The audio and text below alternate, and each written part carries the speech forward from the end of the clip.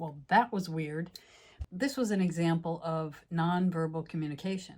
And that's what today's video is going to be about. So if you go back and rewatch it, once you get over the initial, this woman is really odd, were there any emotions that came up with me looking at you?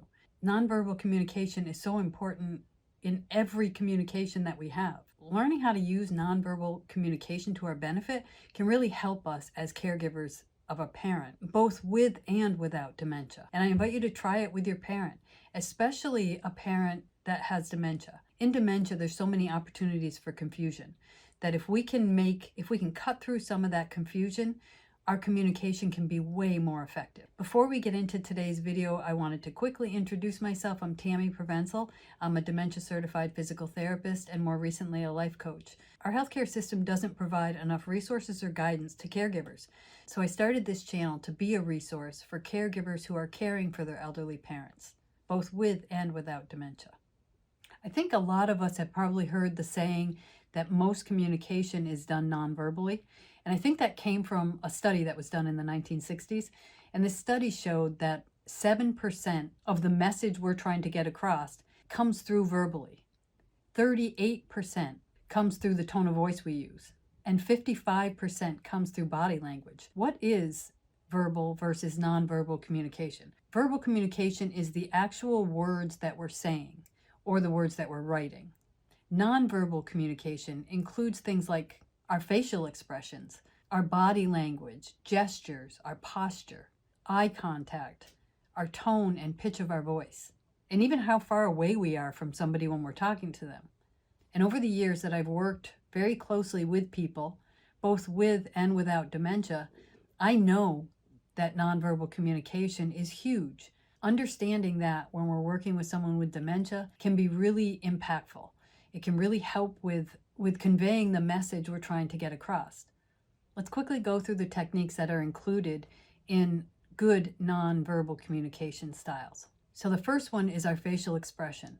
Having a warm and compassionate smile on our face can be reassuring. And it can actually convey the idea that we're approachable, we're listening, as opposed to if we're frowning. That gives a very different message. The second one is body language. Having an open and receptive posture. So try to keep our arms uncrossed, maybe leaning in a little as we're listening.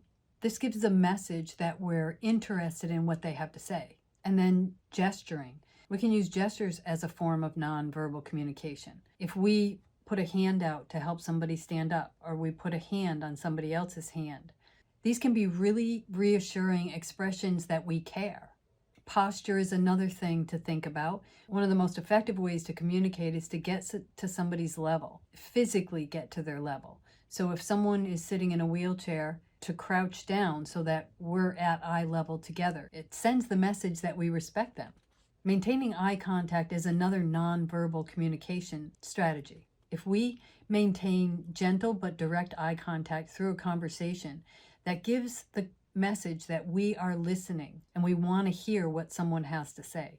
And then our tone of voice. If we can use a calm, reassuring tone of voice, that can be a powerful way to non-verbally communicate. It can be calming and soothing. But another really good strategy using our tone of voice is to mirror the person's level of excitement. If somebody's excited about something, if we mirror that excitement in our tone of voice, then that can subconsciously help them to feel like we're with them in this emotion. And it can be validating. When it comes to personal space, how much space is between two people, everybody's very different. Some people are very close talkers. Other people like more distance when they're having a conversation. It's important to know the preference of the person that you're caring for in order to be able to respect their personal space. And then the last one is use active listening. That can be conveyed through nodding or yes, and this can help to build trust so that this person you're having the conversation with trusts you. Nonverbal communication can be a very powerful way to connect with someone. Sometimes it's hard, I think, as caregivers to our parent because we have so much emotion tied into our role. And we have so much emotion often tied into the relationship we have with our parent that it can be hard to be able to maybe get down at their level, look them in the eye, and not feel resentment or anger or guilt. If while we're trying to use nonverbal communication, we have a lot of internal resentment or frustration or anger or overwhelm, that will often come through in our communication, even if we try to hide it with the words we're using. But there are lots of strategies that can be used to put ourselves in the right frame of mind to release some of those emotions so that we can have more productive communication. I'll do more videos in the future about this subject because I love this stuff. Being able to connect with the person that you're caring for is one of the best feelings in the world. And when it's your parent, I think that makes it even better.